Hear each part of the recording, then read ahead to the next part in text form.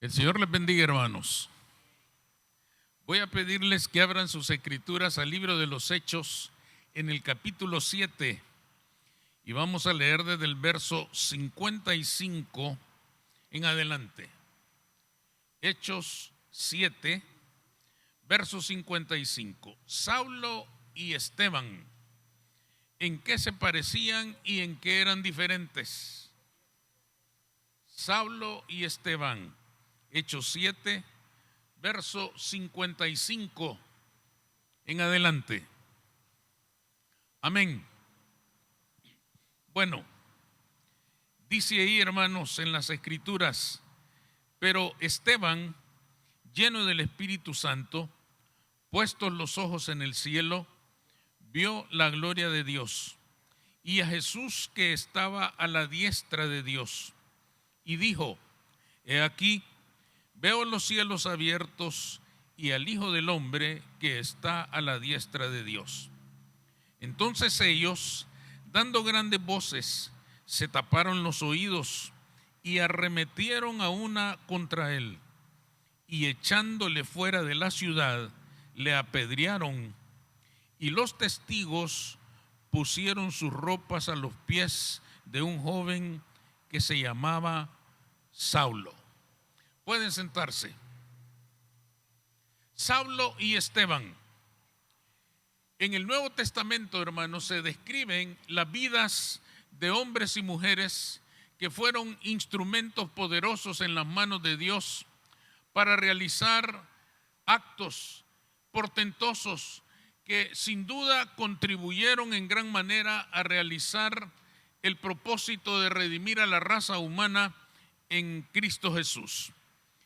Pero aunque algunas de estas personas tienen ciertas cualidades, hay quienes son presentados con todos sus defectos y sus imperfecciones.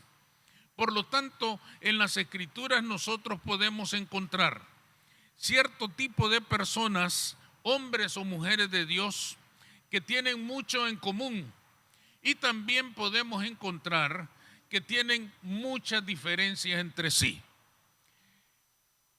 De entre las muchas personas que se encuentran en el Nuevo Testamento, dudo que hayan dos personas tan opuestas entre sí como Saulo y Esteban. Saulo de Tarso, no Pablo, sino Saulo de Tarso, aquel perseguidor de la iglesia. Fíjense qué tan diferentes eran. Saulo de Tarso, perseguidor de la iglesia, y Esteban, el primer mártir de la iglesia de Jesucristo. Es decir, el primer creyente que fue apedreado por su fe. Dos personas totalmente diferentes, pero vamos a descubrir que entre Saulo y Esteban habían diferencias y también habían similitudes. Nosotros vamos a revisar solo una de cada una. En primer lugar, ¿en qué se parecían Saulo y Esteban? Ambos eran fieles a lo que creían. Ambos eran fieles a la verdad. Aunque la fuente de la verdad para cada uno era muy diferente. La verdad para Esteban era producto de la revelación del Espíritu Santo, que había venido el domingo de Pentecostés y había nacido la iglesia de Jesucristo. Y en aquel proceso impactante del Espíritu Santo revelando la verdad a la iglesia del Señor, nació Esteban. Ahí conoció Esteban quién era el Salvador del mundo. Quiere decir que la verdad llegó a él por la revelación del Espíritu Santo. Pero la verdad de Saulo era muy diferente. A Saulo la verdad le había llegado como parte de aquella religión milenaria del pueblo de Israel, el judaísmo. Saulo había conocido su verdad a través del judaísmo. Y hagamos una aclaración, no del judaísmo revelado en la palabra de Dios, sino de aquel judaísmo que ellos habían construido para su propio beneficio. Un judaísmo que se había deformado totalmente del que Dios había revelado y se había convertido en un recurso para emprender una enorme empresa religiosa a través de la cual el Sanedrín, la máxima autoridad del judaísmo, abusaba de los creyentes, beneficiándose económicamente de aquel comercio religioso. Esa corrupción del judaísmo, esa corrupción total del judaísmo abarcaba a toda la clase religiosa. El Sanedrín, sacerdotes, levitas, todos estaban involucrados en aquella corrupción religiosa tan tremenda. Así había conocido Saulo de Tarso su verdad. La verdad de Saulo había nacido de aquel movimiento religioso tan lleno de corrupción. Pero ambos tenían una profunda convicción de aquello en lo que creían. Esto nos lleva a descubrir que estos dos hombres tenían algo en común. Ambos creían servir a Dios con sus vidas. Fíjense que sorprendentemente Esteban estaba dispuesto a ofrendar su vida por Cristo y de hecho así lo hizo. Saulo de Tarso también estaba dispuesto a ofrendar su vida por Jehová, tal como se lo habían enseñado, tal como él lo había aprendido. Quiere decir, hermanos, que cada quien creyendo su verdad se aferraban a ella y estaban dispuestos a defenderla hasta con la propia vida. Con esa convicción, Esteban se entregó al martirio sin oponerse a los que lo apedreaban. Y Saulo de Tarso, con la misma convicción, cuidaba las ropas de los que lo apedreaban. Fíjense bien que dice ahí, y pusieron sus ropas a los pies de Saulo. Muchos de nosotros nos equivocamos al interpretar este texto y creemos que él estaba cuidando las ropas de Esteban mientras lo apedreaban. Ustedes son muy jóvenes, pero hace mucho tiempo en el catolicismo habían estampas de San Esteban y en esa estampa se le veía desnudo y herido por las piedras que caían sobre él, porque se había entendido que las ropas que guardaba Saulo eran las de Esteban y que a Esteban lo apedrearon estando él desnudo. Pero pregúntense ustedes, ¿quién iba a querer guardar las ropas de Esteban si era maldito? Al acusarlo de blasfemia, automáticamente caía en la categoría de un hombre que estaba bajo la maldición de Dios y nadie quería tener contacto con Esteban. Ustedes leyeron ahí en el verso 55 que incluso para apedrearlo lo sacaron de la ciudad. No lo podían apedrear adentro de la ciudad, adentro de los muros de la ciudad. Tuvieron que sacarlo. ¿Y por qué lo sacaron? Porque decían ellos, si lo matamos aquí adentro, aquí se queda la maldición. Saquémoslo y matémoslo allá afuera. Y afuera lo apedrearon. Quiere decir, hermanos, que es un error interpretar que Saulo iba a estar guardando las ropas de Esteban. Saulo guardó las ropas de los testigos, por eso dice ahí en su Biblia, y los testigos pusieron sus ropas a los pies de Saulo. Es decir, los testigos, todos miembros del Sanedrín, usaban manto, eran de una clase acomodada. Se quitaron sus mantos para poder apedrear mejor a Esteban y le dijeron a Saulo, nos lo cuidas porque no vaya a ser que caminen. No vaya a ser que en el descuido alguien se lo lleve. Y lo pusieron a Saulo para que cuidara sus ropas. ¿Quiere entonces esto decir, hermanos, que Saulo aquella noche durmió como bebé, tranquilo, con su conciencia tranquila, porque él sabía o creía que le estaba sirviendo a Jehová al participar de aquel acto tan terrible de apedrear a Esteban? Es muy peligroso, hermanos. Esto nos enseña que es muy peligroso practicar una religión sin conocer a Cristo. ¿Por qué es peligroso practicar una religión sin conocer a Cristo? Porque la religión, hermanos, es una causa, principio o sistema de creencias sostenido con ardor y con fe. Saulo creía, Saulo defendía su fe judía con la vida misma. Y cualquier persona que participa de una religión la cree y la defiende, la ama, creo yo, en cierto sentido, y la defiende incluso con su vida. Toda persona defiende su religión, aunque no conozca su verdad, y eso es peligroso. Y cuando no se conoce la verdad, es fácil apedrear a todo aquel que no cree lo mismo que nosotros. Todo el que ha creído en Jesucristo debería compartir su verdad, la verdad del Evangelio, sin condenar a nadie que piense diferente. Debe tener siempre la verdad del Evangelio, pero sin esperar que todos estén de acuerdo con él.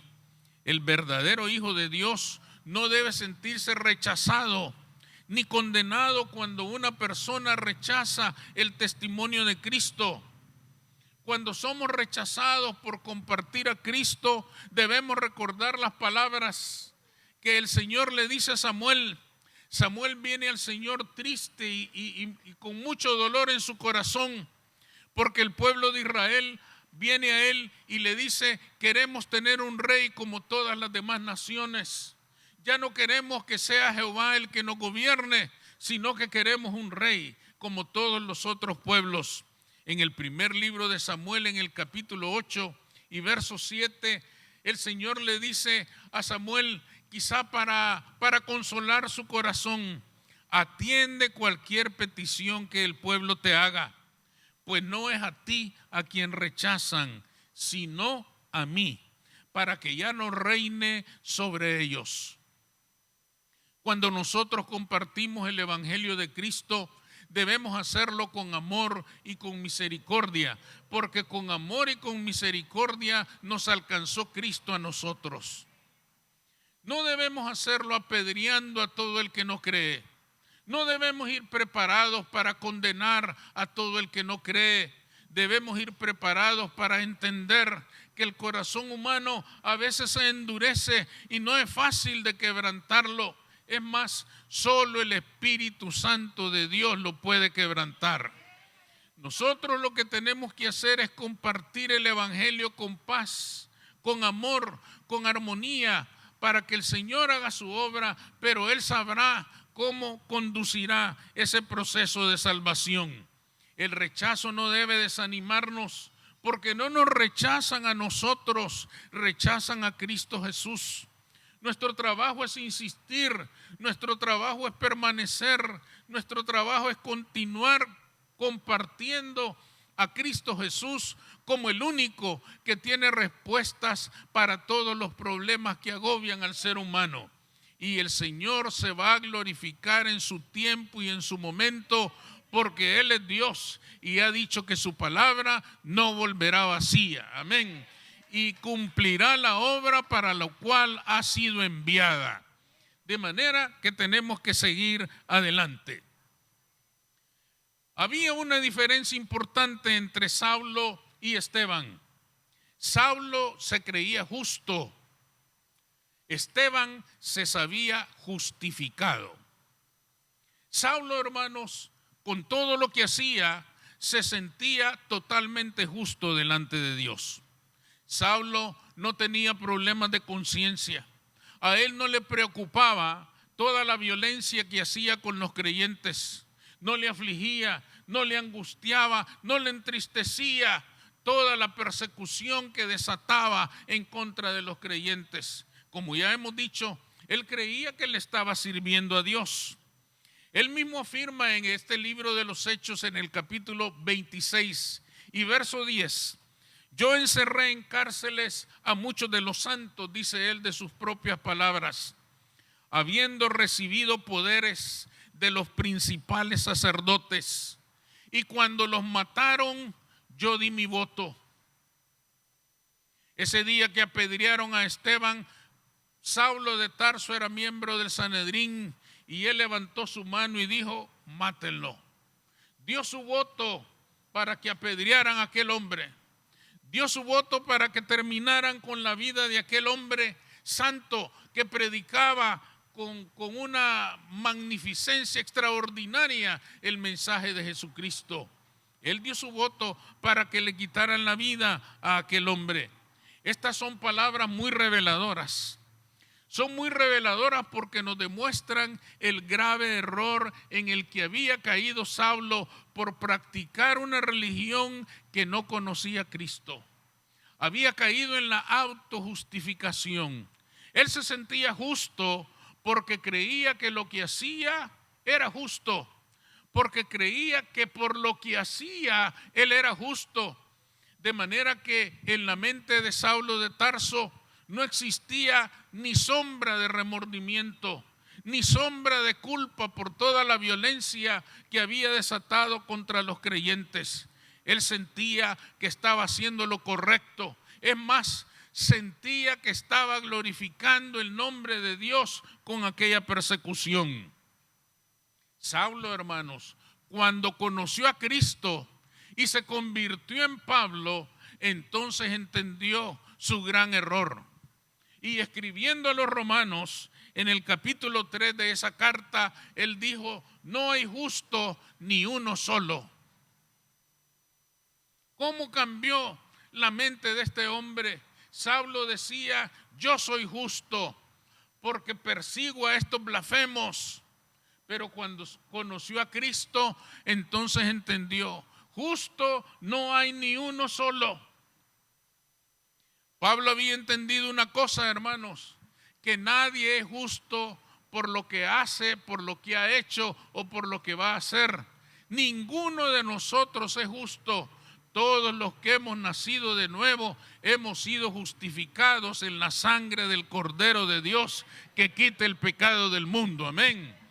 Ninguno de nosotros es justo por lo que hace o por lo que no hace. Esteban, a diferencia de Saulo, no se sabía justo, se sabía justificado en Cristo.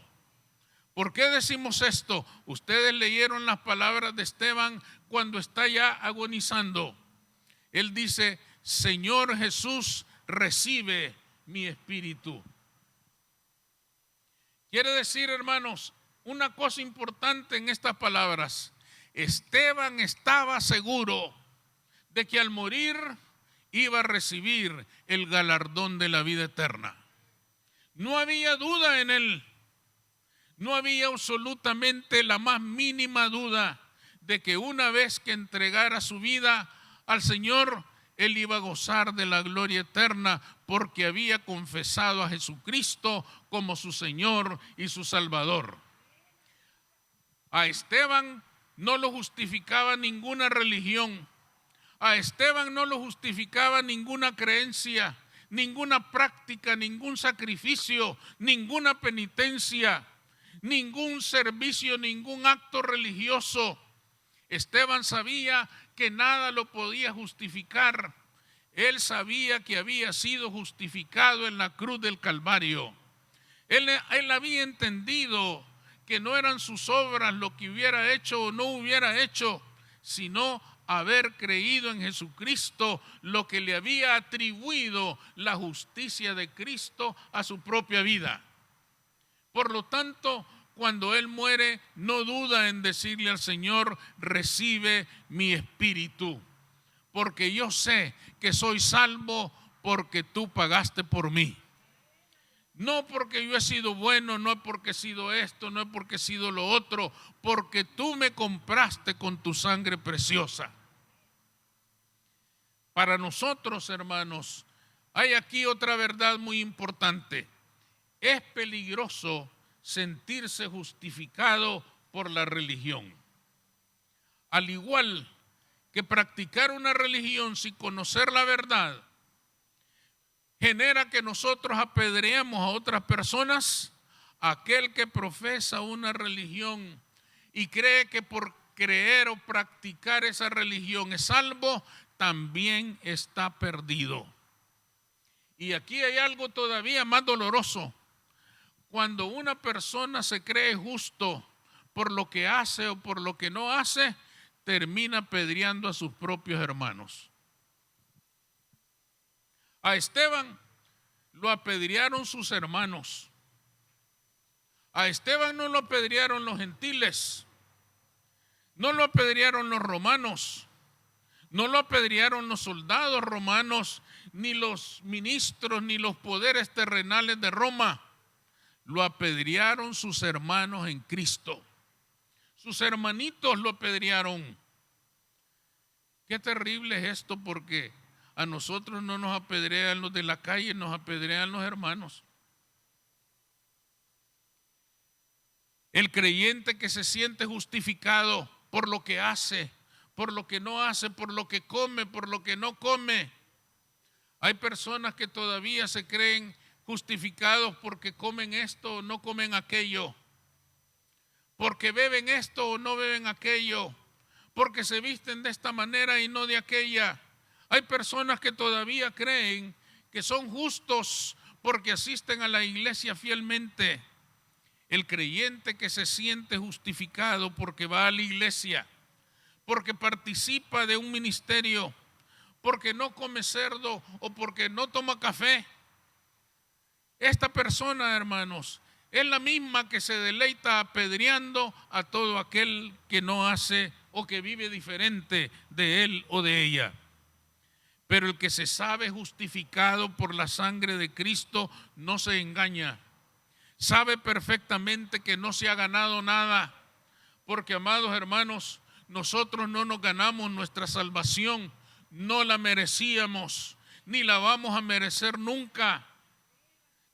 La recibimos por la gracia de Dios en Cristo Jesús.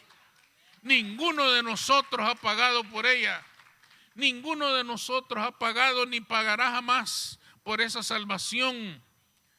El que verdaderamente ha conocido a Cristo, el que practica una religión sin Cristo está perdido, pero el que conoce a Cristo sabe perfectamente que nada ha ganado, todo le ha sido dado por gracia. Es peligroso sentirse justo por lo que hacemos o por lo que no hacemos, pero es glorioso saberse justificado por la sangre de Cristo. El que se cree justo cree haberlo ganado todo por los méritos propios. Y cuando apedrea a sus hermanos, cree estar haciendo lo correcto. Cree estar haciendo lo que Dios manda. Cree estar haciéndolo para la gloria de Dios. Por eso se dice que a lo largo de la historia, en el nombre de Dios, se han hecho las peores barbaridades. Se han hecho porque las han hecho sociedades, culturas, pueblos, naciones que tienen religiones, pero que no conocen al Cristo de la religión, pero que nunca se encontraron con el Cristo vivo. El que se cree justo cree haberlo ganado todo por sus méritos propios. El justificado lo recibe todo de la gracia de Dios. Los justos apedrean. Los justificados anunciamos a Cristo como la fuente de toda bendición. ¿A qué grupo pertenecemos nosotros? Esta es la gran pregunta que nos plantea este evento. Confiemos, hermanos, en que cada uno de nosotros sabe exactamente lo que es. Una persona justificada en la cruz del Calvario. Una persona que no logró nada por sus méritos, sino que lo ha recibido todo por los méritos de Cristo Jesús en la cruz del Calvario. Amén. El Señor le bendiga.